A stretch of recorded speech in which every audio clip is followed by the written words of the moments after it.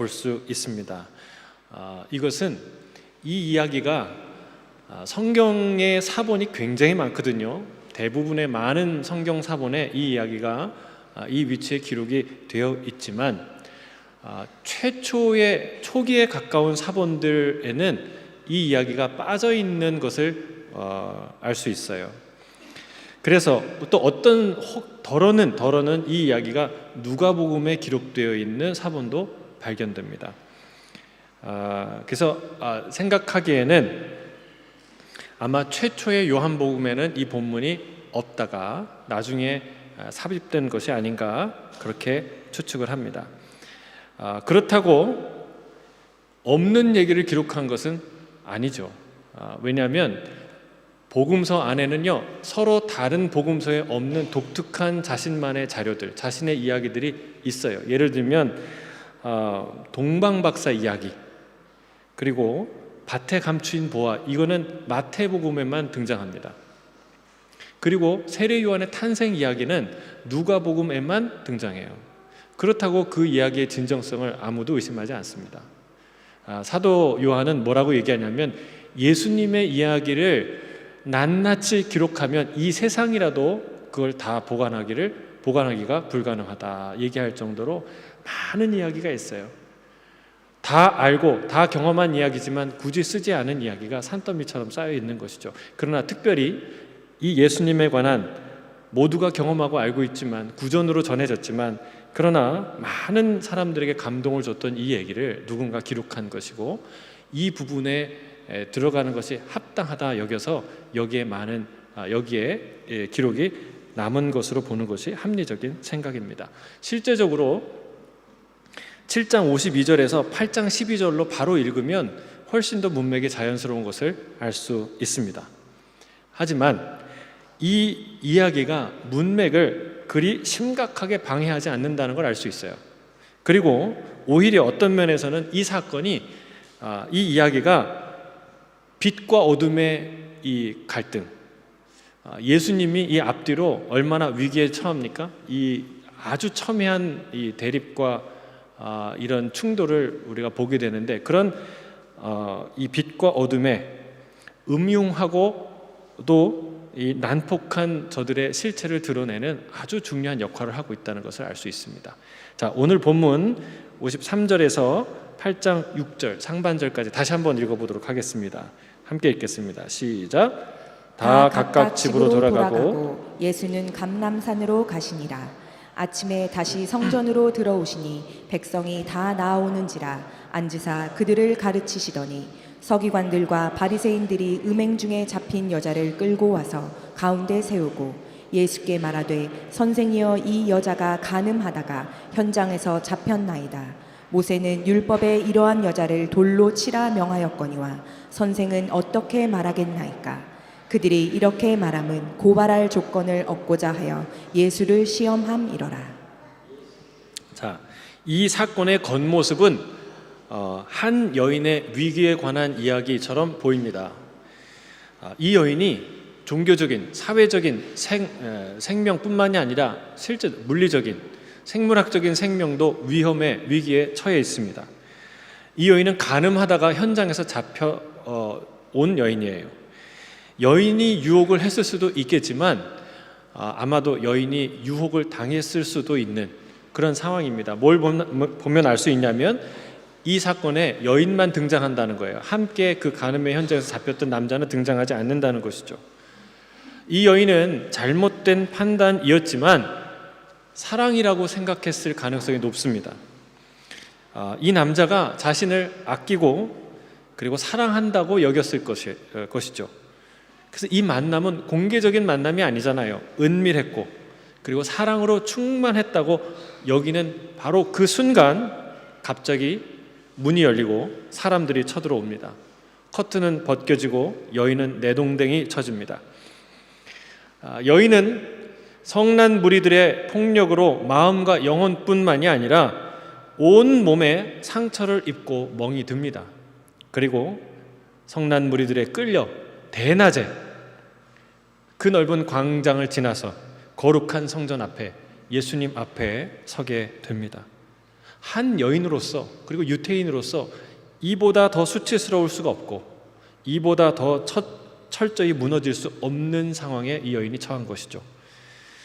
자, 예수님에게 마지막 기회가 있다고 생각하는 상황이 펼쳐지는 것 같았지만 사실은 그녀에게 내려질 판결은 이미 정해져 있었습니다. 여인도 예수님이 이 상황을 바꿀 수 있으리라 전혀 기대하지 못했을 거예요. 왜냐하면 군중들의 손에는 이미 그 여인을 칠 큼지막한 돌멩이들이 들려져 있었기 때문에 그렇습니다. 자, 이 여인은 이 돌멩이는 이 여인을 향한 것으로 보이지만 사실은 누구를 향한 돌멩이입니까? 예수님을 향한 돌멩이였다는 것을 우리가 알 수 있어요. 여러분, 현장에서 잡힌 여인, 현장에서 잡힌 죄인을 정죄하는 것은 그리 오래 생각할 일이 아닙니다. 현행범이 법망을 빠져나갈 방법은, 가능성은 매우 희박합니다. 증거가 명백하고 증인들이 차고 넘치기 때문에 그렇습니다. 그렇게 명백한 판결이라면 굳이 예수께 와서 묻지 않아도 되는 것이죠. 그런 일들을 판결할 권위는 이미 누구에게 있습니까? 사두개인들과 바리새인들에게 있었습니다. 그들이 틈만 나면 예수님께 뭐라고 얘기했어요? 당신 무슨 권위로 이 사람들을 모아서 이거 가르치는 거야? 무슨 권위로 그 얘기를 하는 거야? 라고 질문하지 않았습니까? 권위가 누구에게 있다는 거예요? 우리한테 있다는 거예요. 그런 판결은 이미 그들이 내릴 수 있는 것이죠. 물론 아무리 유대인의 법으로는 죽일 죄인이 분명해도 실제로 죽이는 것은 위험한 일이에요. 왜냐하면 로마가 그것을 법으로 엄격히 금하고 있기 때문에 그렇습니다. 자기들 법대로 마음대로 죽이고 살리고 한다면 그 법치가 어떻게 서겠습니까? 그러니까 로마에서는 함부로 죽이지 않도록, 예수도 그 빌라도의 법정에 서지 않았습니까? 엄격히 금하는 불법 행위였죠. 하지만 그들이 그런 법을 염두에 두었다면 어디로 갔어야 돼요? 빌라도 앞으로 갔어야 돼요. 로마의 법정에 여인을 세웠어야 합니다. 그러나 그들은 여인을 로마의 법정에 세울 의사가 전혀 없었던 것이죠. 신성을 모독하는 자나 간음한 여인을 즉석에서 돌로 쳐 죽이는 일은 불법이기는 하지만 종종 유대 사회에서 일어나는 일이기 때문에 그렇습니다. 자, 저들이 예수님께 온 진짜 이유는 무엇일까요? 예수님을 함정에 빠뜨리기 위해서 온 거예요. 마치 이 세금을 가이사에게 바쳐야 됩니까? 바치지 말아야 됩니까? 물었던 질문처럼 예수님을 다시 한번 곤경에 빠뜨리게 하는 상황입니다. 평소 예수님은 뭐를 강조했어요? 용서와 사랑을 강조하셨습니다. 원수를 사랑하라고 말씀하셨죠. 그 가르침에 따라서 이 여자를 살려야 한다라고 판결했다면 어떤 상황이 벌어졌을까요? 그는 모세의 율법을 정면으로 대적하고 허무는 율법의 파괴자라고 지칭했을 거예요, 사람들이. 또는 그래서 여인과 함께 유대인들의 손에 죽을 수도 있었습니다. 또는 반대로 이 여인을 율법의 법대로 죽여라 라고 판결했다면 자신의 가르침에 일관되지 못함, 사랑하라고 그렇게 얘기했는데 죽이라고 명령하는 그런 앞뒤가 맞지 않는 가르침을 가르치는 자임을 스스로 증명하는 것이죠. 동시에 로마의 법을 어기는 범법자가 되고 말았을 것입니다. 이 사람들이 분명히 이 일을 크게 만들었을 거예요. 그래서 로마 군인들이 이 일에 관여되게끔, 그러면 이 일의 책임자가 누구냐, 주동자가 누구냐, 저 예수다, 저 사람이 죽이라고 했다라고 얘기하면서 그 모든 죄의 책임을 다 예수에게 뒤집어 씌우는, 자기 손을 대지 않고 로마 군의 처단을 맡기도록 할 계획이 있었던 것이죠. 그러니까 인간적으로 말하면 진퇴양난입니다. 꼼짝없이 걸려든 함정입니다. 이 상황을 빠져나가는데 참 그 지혜를 생각하면 솔로몬이 기억이 나요. 솔로몬이 누구도 풀 수 없는 문제를 풀지 않았습니까? 한 아이를 두고 두 여자가 서로 자기 아이라고 주장하는 그 상황을 판결합니다. 이게 얼마나 판결하기 어려웠으면 이게 왕位까지 올라갔을까요? 여러분, 분명해요. 이 둘 중에 하나 진짜가 있고 가짜가 있어요. 그건 분명하죠. 그런데 증인도 없고 그리고 증명할 방법도 없습니다. 근데 이것을 단번에 풀지 않습니까? 칼을 가져와라. 그리고 이 아이를 둘로 쪼개라. 반반씩 공평하게 나누어라 라고 얘기하니까 한쪽에서는 박수를 칩니다. 옳거니 맞습니다. 그게 참 명답입니다. 내 것도 되지 말고 내 것도 되지 말게 하라. 박수를 치는데 반대는 다른 쪽은 어떻게 합니까? 소리를 지릅니다. 왕께 호소합니다. 왕이시여, 이 아이를 제발 죽이지 마시고 차라리 저 여인에게 주십시오. 내가 포기하겠습니다 라고 소리칩니다. 왕은 이 판결 하나로 진짜 여인이 누구인지 증명해 보이죠. 여러분, 법과 증거 따위에 얽매여서 법리 따위에 얽매여서 전전긍긍하지 않습니다. 그의 과감하고 명철한 판단이 모두를 다 살리고 말았습니다. 자, 해결이 어려운 상황인 것은 두 개 다 비슷한 상황이에요. 그리고 놀라운 지혜로 이 문제가 풀리는 것도 비슷한 상황이에요. 그러나 사건의 강도, 이 사건의 그 강도, 이 중압감은 비교할 수 없는 사건이에요. 솔로몬이 그 판결 못한다고 망신당합니까? 원래 어려운 판결이었어요. 그거 판결 못한다고 왕에서 쫓겨납니까? 왕 될 자격이 없어 그리고 쫓겨납니까? 그렇지 않죠. 그러나 예수의 경우는 정반대였어요. 이 판결을 조금이라도 잘못하면, 여인을 돌로 치라 하면 로마군의 손에, 죽이지 말라고 하면 유대인들의 돌에 맞아 죽을 수 있는 상황이 벌어진 거예요. 그 상황에 주님이 처한 거예요. 진퇴양난이죠. 여러분, 하지만 두려워하지 마세요. 이미 걱정 안 하시고 계시겠지만, 여러분, 예수님이 누구세요? 예수님은 예수님이세요. 성경에 아브라함보다 크신 분, 솔로몬보다 지혜로우신 분이라고 말하고 있습니다. 만왕의 왕이시고 만주의 주시고 지혜의 근원이시고 지혜 자체가 되시는 분인 줄 믿습니다. 우리 주님을 묶을 사슬이 없고 우리 주님을 무너뜨릴 그런 술수는 세상에 없는 줄 믿습니다. 이 상황에서 주님이 유유히 빠져나가세요. 그리고 오히려 아주 충격적인 도전을, 아주 중요한 교훈을 일깨우십니다. 자, 그 내용을 한번 같이 볼까요? 자, 6절 하반절부터 9절까지 같이 읽겠습니다. 함께 읽겠습니다. 시작. 예수께서 몸을 굽히사 손가락으로 땅에 쓰시니 그들이 묻기를 마지 아니하는지라. 이에 일어나 이르시되 너희 중에 죄 없는 자가 먼저 돌로 치라 하시고 다시 몸을 굽혀 손가락으로 땅에 쓰시니 그들이 이 말씀을 듣고 양심의 가책을 느껴 어른으로 시작하여 젊은이까지 하나씩 나가고 오직 예수와 그 가운데 섰는 여자만 남았더라. 성난 군중들과 함께 섰던 이 사두개인들과 바리새인이 질문합니다.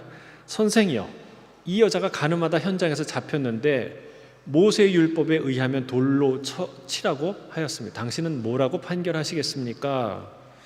자, 이 얘기를 주님이 다 들으시고 어떻게 행동하십니까? 천천히 몸을 굽히십니다. 그리고 땅에 뭔가를 쓰세요. 자, 여기서 사람들이 많이 궁금해합니다. 예수님이 과연 무슨 말을 쓰셨을까? 저도 참 궁금해요. 여러분, 뭘 쓰셨을까요? 궁금하죠? 그래서 사람들이요, 많은 주장을 해요. 초막절이기 때문에 아마 이 얘기를 썼을 것이다. 생수의 근원이 되신 하나님을 버린 자들은 수치를 당할 것이다 라는 예레미야 17장 13절의 말씀을 기록했을 것이다 라고 주장하는 사람이 있어요. 또 어떤 사람은 아니다, 10계명을 쓰셨을 것이다. 제7계명 간음하지 말라, 또는 제10계명 남의 여인을 탐내지 말라, 이웃의 아내를 탐내지 말라, 이 말씀을 쓰셨을 것이다. 또 어떤 이들은 이 각각 우리가 마음으로 짓는, 실제로 짓는 죄목들을 다 열거했을 것이다. 아니다, 어떤 사람은 그래요. 거기다 무죄 이렇게 크게 쓰셨을 것이다. 아주 다 상상의 나래를 펴죠. 저도 개인적으로 모두가 잘 아는 구약에 어떤 말씀을 쓰지 않았을까 이런 생각이 듭니다. 제 생각에는 이 말씀을 쓰셨을 것 같아요. 예레미야 17장 9절 우리 같이 한번 읽어볼까요? 시작. 만물보다 거짓되고 심히 부패한 것은 마음이라 누가 능히 이를 알리오마니. 이 말씀 곧바로 뒤에 죄 없는 자가 먼저 돌을 치라고 말씀하셨거든요. 그러니까 아마 이 얘기를 통해서 우리의 마음이, 우리 각자의 마음이 얼마나 부패하고 더러운지 돌아볼 수 있도록 이 말씀을 쓰시지 않았을까 생각이 듭니다. 하지만 어디까지나 다 추측이에요. 정확히 아무도 알지 못합니다. 확정할 수 없어요. 중요한 건 뭐냐? 이 글을 읽는 사람들, 이 이야기를 듣는 모든 사람이 다 궁금하게, 그러니까 모든 이 이야기를 듣는 사람을 궁금하게 만드는 바로 그 행동이에요.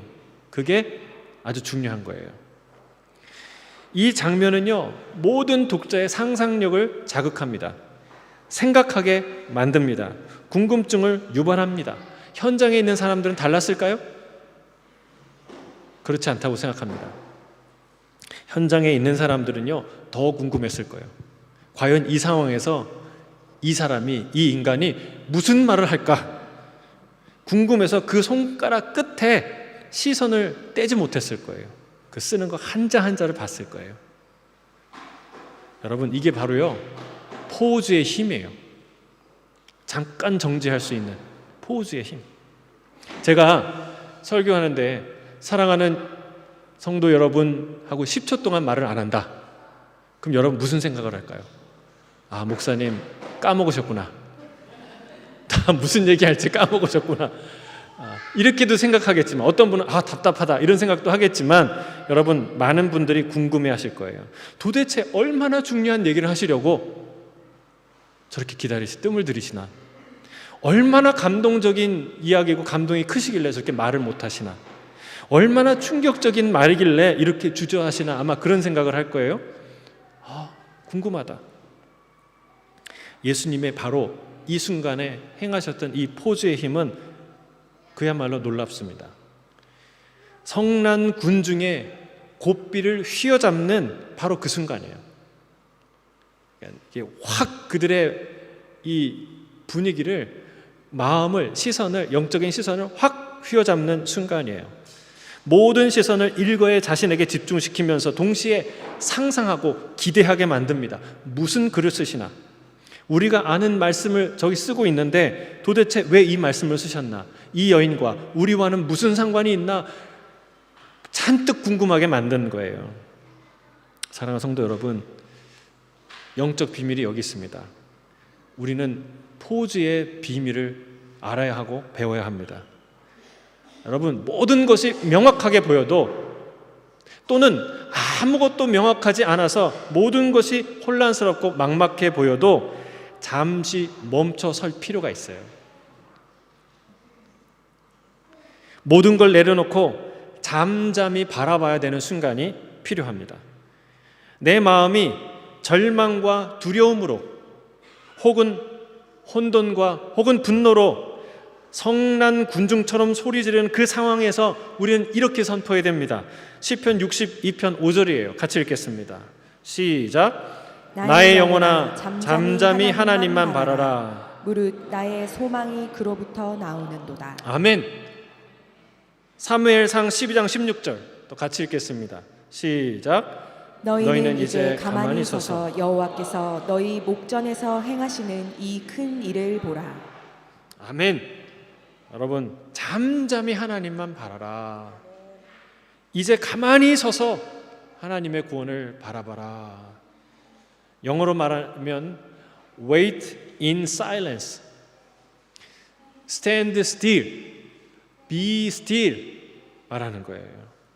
여러분, 조용히 그리고 잠잠히 주를 바라보는 순간들을 가지시길 주의 이름 축복합니다. 이 영적인 포즈가 없으면, 그 기술과 그 노하우가 없으면 항상 우리는 원수의 페이스에 말려들게 돼 있어요. 그 성난 군중에 막 휘몰아치는 그 정신없음에 말려들게 돼 있습니다. 우리는 급한 마음에 말하고 급한 마음에 판단하게 됩니다. 여러분, 아무리 급한 상황이라도 주를 바라보시길 주의 이름 축복합니다. 주님께서 바닥에 쓰신 말씀을 찬찬히 주목해서 봐야 되는 거예요. 주님이 내 마음에 새겨주시는 그 말씀을 찬찬히 여러분 다시 생각해 봐야 하는 거예요. 그 순간이 우리의 전환기예요. 생각과 마음과 감정을 바꾸는 시간이에요. 그러면 그런 놀라운 영적 포즈의 순간들을, 그런 노하우를, 그런 힘을 갖게 되길 주의 이름으로 축복합니다. 자, 드디어 주님이 일어나서 입을 열어 말씀하십니다. 긴 말이 아니었어요. 설득도 설명도 아니었습니다. 간단 명료한 판결이었어요. 너희 중에 죄 없는 자가 먼저 돌로 치라. 근데 이 말이 마치 골리앗의 이마에 박힌 돌처럼 시속 150km로 날아가는 그런 야구공처럼 그들의 마음에 박힌 거예요. 그의 심령을 때린 거예요. 여러분, 여기 참 예수님이 재밌게 말씀하셨어요. 죄 없는 자가 먼저 돌로 치라라고 얘기했어요. 여러분, 그거 아세요? 먼저 칠 사람이 아무도 없으면 아무도 돌 칠 사람이 없어요. 이게 비밀이에요. 이 지혜예요.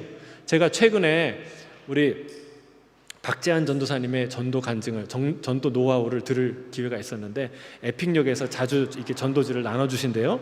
근데 전도지를 나눠주다가 깨달은 하나님이 주신 지혜가 있다는 거예요. 뭐냐면 전도지를 이렇게 딱 줄 때 한 사람이 받으면 그 뒷사람은 거의 무조건 받는데요. 그런데 반대로 딱 주다가 그 사람이 안 받으면 그 뒷사람이 안 받을 확률이 거의 99%라는 거예요. 희한하죠? 여러분, 그래서 이제 주다가 한 사람이 안 받으면요, 거기서 다시 주지 않고 잠깐 자리를 옮긴대요. 조금 이동해서 전도지를 나눠준대요. 그러면 다시 사람들이 받기 시작한대요. 아, 이게 참 대단히 지혜로운 방법이다. 여러분, 이 노하우 쓰시길 바랍니다. 마찬가지예요. 여러분, 같은 군중인 거, 다 같은 군중인데 그 중에는요 먼저 돌 던진 사람이 있어요. 이 펭귄 떼에도 이 물에 가장 먼저 뛰어드는 펭귄이 있다고 하잖아요. 새들도 가장 앞서 먼저 날아가는 새가 있잖아요. 마찬가지로 군중 속에는요 먼저 다 같은 군중이에요. 우린 몰라요. 그런데 먼저 돌을 던지는 사람이 있어요.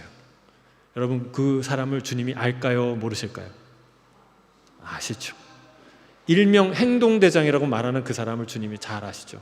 그가 어젯밤에 무슨 죄를 지었는지, 그가 지난주에 무슨 음란한 죄를 지었는지 알까요? 모르실까요? 다 아시죠? 다 아시죠? 여러분, 그 사람 아니더라도 제2, 제3의 행동대장이 될 만한 사람들은 아실까요? 모를까요? 다 아시죠? 주님이 여러분 그 은밀히 지은 죄를 하나님 앞에서 생각나게 만드신 거예요. 아니, 지난 시절 음란과 쾌락, 거짓과 선동을 일삼은 그들의 죄악들을 주마등처럼 지나가게 만드신 거예요. 여러분, 저들은요 뻔뻔한 사람들이에요. 거짓말을 밥 먹듯이 하는 사람들이에요. 거짓과 음모를 일삼는 자들이에요. 그래서 아마도 보통 사람들이 이 말을 했다면 그 말이 먹혔을까요? 안 먹혔을까요? 거의 안 먹혔을 거예요. 99.99% 안 먹혔을 거예요. 그래, 나야말로 돌 던질 수 있는 사람이야 라고 하고 돌을 던졌을 거예요. 그러니까 주님은 누구십니까? 하나님의 본체이신 분이에요. 창조주의 위엄으로 말씀하신 거예요. 그 주님의 짧고 간결한 말씀이 마치 심령을 꿰뚫는 화살처럼 그들의 심장에 와서 박혔던 것이죠. 자, 이 예수님의 말씀은요 매우 본질적이고 그리고 레디컬한 질문입니다. 돌을 던질 자격이 있느냐를 물었기 때문에 그렇습니다.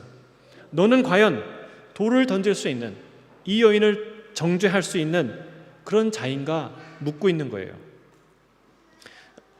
그렇다고 우리 모두가 죄인이기 때문에 아무도 정죄할 수 없다, 이 말은 아닙니다. 만약에 우리가 그렇다면 세상의 정의와 공의는 어떻게 행해지겠습니까? 그런 의미는 아니죠. 그러나 이런 얘기예요. 그 누구도 아무 때나 누구나 당연히 돌을 던질 수 있는 전매 특허를 가진 사람은 아무도 없다. 내 눈에 들보가 있다는 사실을 알고 항상 겸손한 마음으로 하나님 앞에 서야 한다라고 주님께서 말씀하시는 거예요. 여러분, 그렇습니다. 이게 바로 용서의 시작이에요. 중요한 원리예요.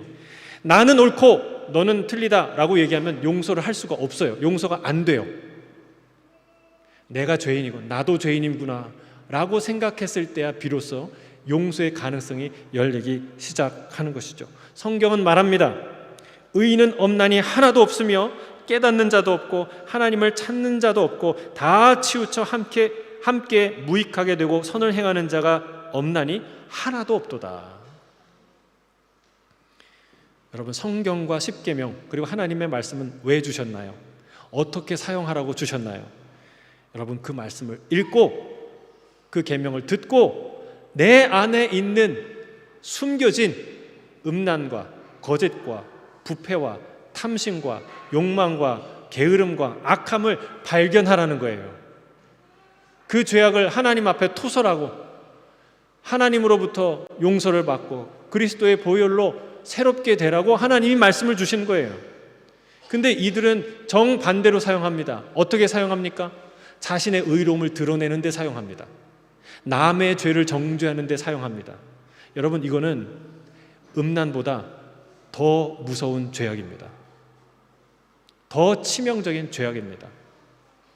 이 위선은 돌에 맞을 정도가 아니라 땅이 열려서 그들을 삼킬 정도의 죄악입니다. 근데 그들은 그런 죄악을 아무렇지도 않게 행하는 거예요. 그것도 하나님의 이름으로, 진리의 이름으로 말하는 것이죠.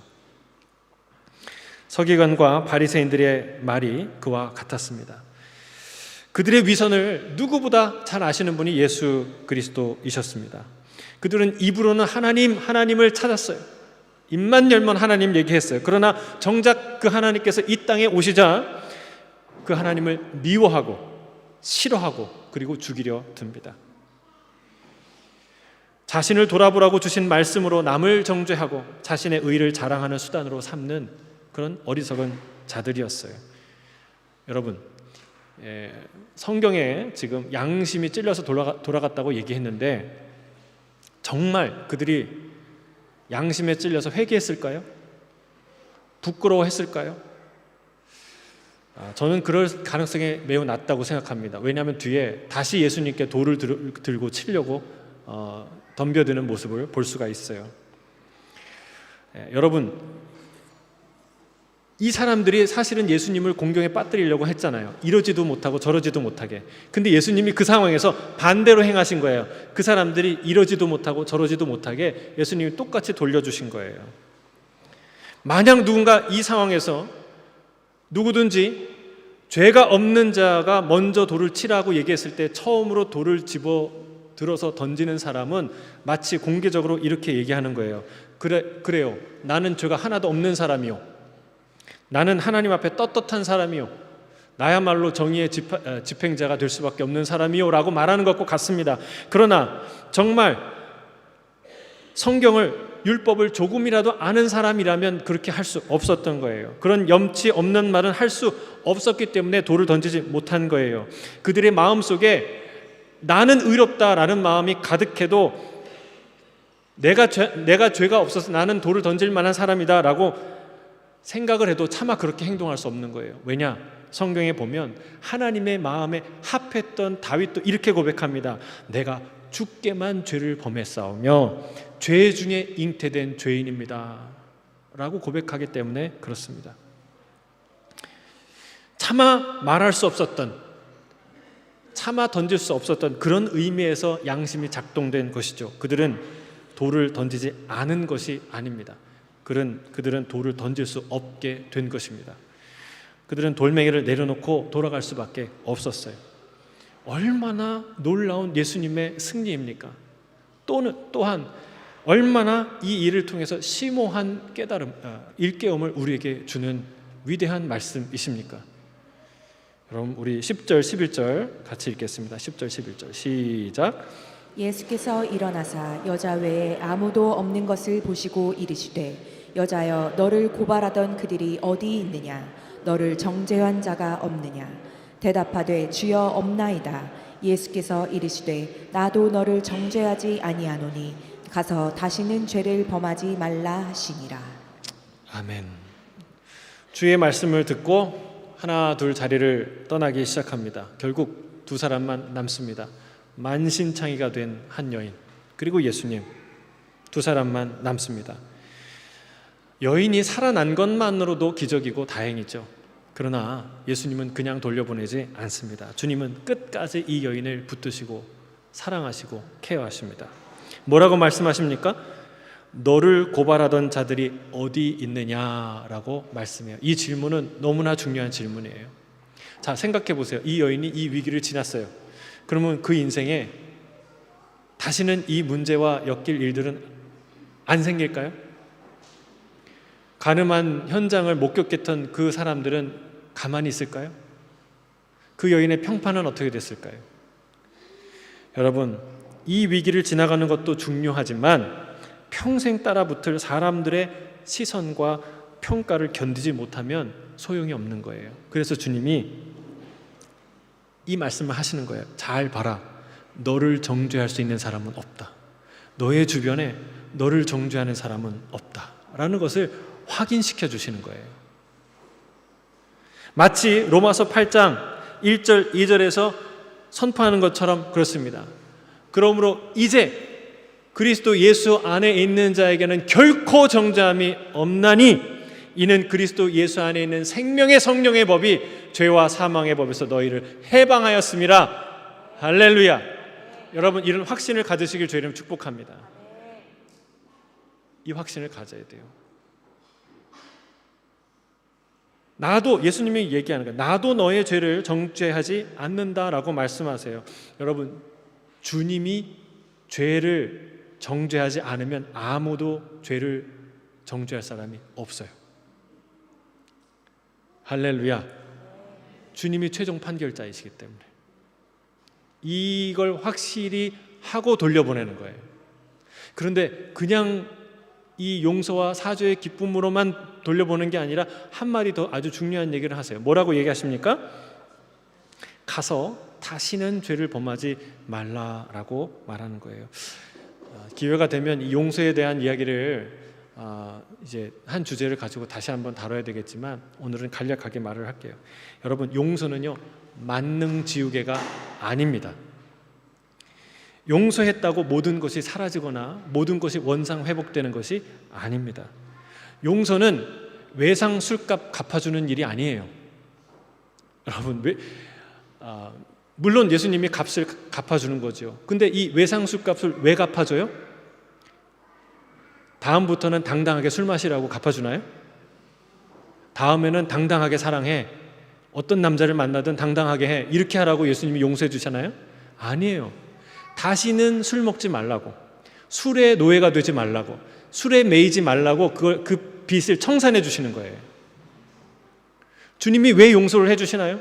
다시는 이 죄의 노예가 되지 말라고, 얽매여 있지 말라고, 그 죄는 짓지 말라고 주님이 말씀하시는 것입니다. 성경은 분명하게 말합니다. 하나님은 노하기를 더디하시고 죄악과 허물을 사하시나 형벌받을 자는 결단코 사하지 않는다라고 말씀하십니다. 여러분, 간음은 분명히 죄입니다. 누가 어떻게 이렇게 말하건 저렇게 말하건 성경이 분명히 말하고 있습니다. 이 간음이 비극의 시작이에요. 사랑을 미움으로 바꾸는, 헌신을 배신으로 만드는, 가정을 깨뜨리고 사랑하는 자녀들을 탈선과 고통의 나락으로 떨어뜨리는 지옥의 불이 간음입니다. 여러분, 간음하는 순간 그 남녀들은 그걸 즐기고 희화화하고 이것이 인생이고 자유라고 말하지만 사실 모든 많은 사람들의, 연인들의, 남자와 아내들의 눈물은 다 어디서 나와요? 이 간음에서 나오는 거예요. 죽이고 싶고 생을 마감하고 싶고 다 끝내버리고 싶은 마음, 그 절망과 우울이 어디서 와요? 이 간음에서 오는 거예요. 여러분, 주님은 이 여인이 한때 떳떳한, 용서받고 떳떳한 사람이 아니라 평생 떳떳하고 순결한 삶을 살기를 원하셨어요. 여러분, 이런 삶을 살기를 주의 이름으로 축복합니다. 오늘 말씀을 정리합니다. 주의 뜻은 분명합니다. 용서입니다. 정죄와 살인이 아닙니다. 오늘도 정죄와 분노의 돌멩이를 들고 서 있는 자들을 향해 주님이 말씀하십니다. 가만히 서서 십자가를 바라보라. 내 마음에 새겨주신 하나님의 말씀을 잠잠히 생각해보라. 그러고서도 내 안에 죄가 없다고 생각하거든 마음대로 정죄해라. 돌로 던지라. 여러분, 자기의 죄를 돌아보지 못하고 여전히 포기 못한 그 분노로 던진 돌을 누가 맞으십니까? 예수님이 맞으십니다. 십자가에서 맞으십니다. 그 돌을 맞고 주님이 십자가에서 죽으셨습니다. 우리가 맞아야 될 돌을 친히 맞으십니다. 그리고 대신 우리를 살리십니다. 여러분, 이 은혜를 우리가 기억할 때, 이 은혜를 우리가 붙들 때 비로소 우리 손에 있는 분노와 저주와 원망의 돌멩이가 하나 둘씩 떨어질 줄 믿습니다. 여러분, 용서받은 자로 그리고 용서하는 자로 사시는 저와 여러분이 되시기를 주의 이름으로 축복합니다. 함께 기도하겠습니다.